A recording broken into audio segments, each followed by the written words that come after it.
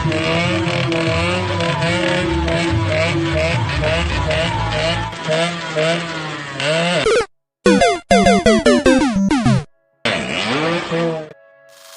dan sis, tahu nggak sih sebetulnya kecelakaan lalu lintas seringkali terjadi dikarenakan kelalaian pengendara dan kurangnya kesadaran diri akan pentingnya perlengkapan berkendara secara aman. Faktanya nih ya, pembunuh nomor 1 yang paling berbahaya di dunia adalah kecelakaan lalu lintas. Ngeri banget kan kalau seandainya bro dan sis justru mengabaikan keselamatan di jalan. Saat kita berkendara di jalan, ada beberapa peraturan yang harus dipatuhi. Di antaranya, pengendara motor diwajibkan menggunakan perlengkapan safety riding. Hal ini juga diatur dalam UU nomor 22 tahun 2009 tentang lalu lintas dan angkutan jalan bab 11 pasal 203 ayat 2 yang berkaitan dengan program kegiatan keselamatan lalu lintas dan safety riding agar kita semua merasa aman dan nyaman saat berkendara. Sebetulnya apa saja sih hal yang harus diperhatikan saat kita berkendara? Yuk kita simak! Pastikan kondisi tubuh bro dan sis sehat dan fit saat bro dan sis akan berkendara. Jika kondisi tubuh bro dan sis sedang lelah, letih, dan mengantuk, sebaiknya beristirahat terlebih dahulu. Jangan dipaksakan untuk berkendara ya, karena dapat membahayakan bro dan sis sendiri maupun pengendara lain.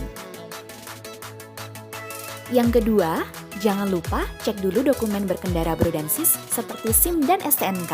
Pastikan surat-surat yang bro dan sis bawa selalu lengkap dan masih aktif sebagai tanda kelayakan pengendara untuk berkendara di jalan raya. Yang ketiga, pengecekan perlengkapan untuk keselamatan pengendara seperti helm, sarung tangan, sepatu, dan jaket. Pastikan semua yang bro dan sis pakai sudah berstandar SNI dan layak digunakan untuk melindungi tangan, kaki, dan tubuh bro dan sis dari terpaan angin, panasnya matahari, atau dinginnya cuaca saat bro dan sis berkendara.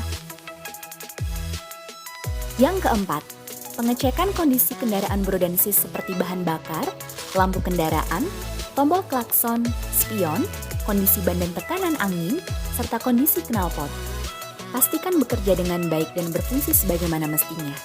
Khususnya untuk lampu kendaraan, jangan cuma lampu utama aja yang bro dan sis cek ya. Pastikan lampu sign, lampu rem, dan lampu dim jauh dekat bisa menyala. Bro dan sis juga sebaiknya selalu memakai aksesoris standar dari pabrikan produsen kendaraan yang bro dan sis pakai. Selain juga akan menjamin kenyamanan berkendara, para engineer produsen kendaraan tersebut juga sudah pasti memperhitungkan dengan detail agar kendaraan bro dan sis tidak ada masalah saat digunakan di jalan. Untuk berikutnya, yang wajib bro dan sis perhatikan terutama saat membawa kendaraan roda 2 adalah posisi berkendara. Pertama, pastikan posisi stang atau kemudi pada posisi lurus agar keseimbangan pada saat akan berkendara terjaga. Kedua, posisi tangan saat berkendara kurang lebih 130 sampai dengan 135 derajat untuk kenyamanan pergelangan tangan bro dan sis pada saat berkendara.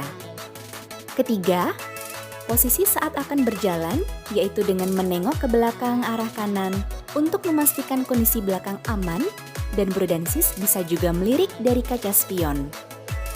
Keempat, pada saat akan berhenti atau memarkirkan kendaraan, pastikan kurangi kecepatan secara perlahan sampai kendaraan berhenti.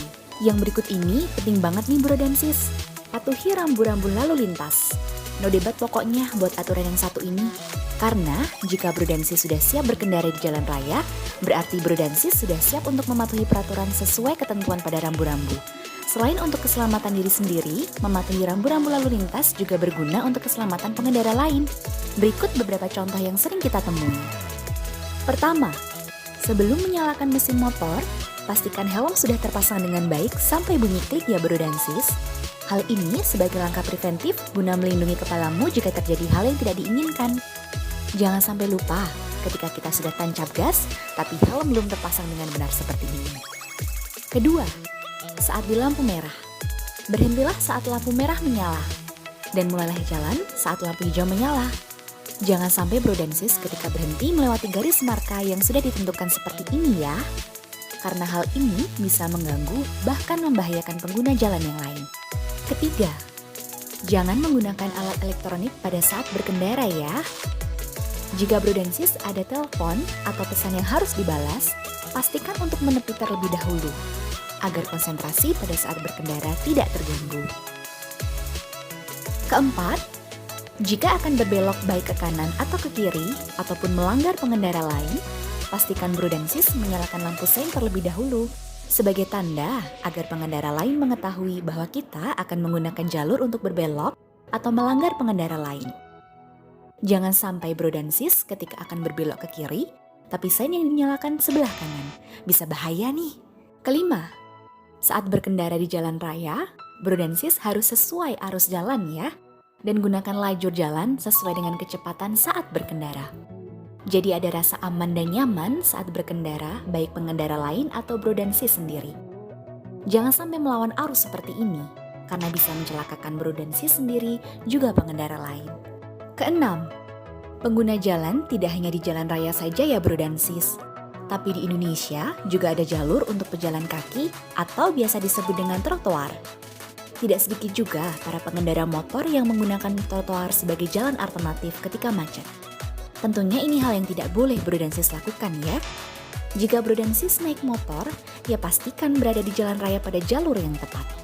Karena trotoar hanya digunakan khusus untuk pejalan kaki saja.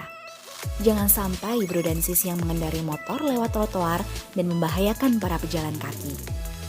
Ciptakan rasa aman dan nyaman dimanapun bro dan sis berkendara.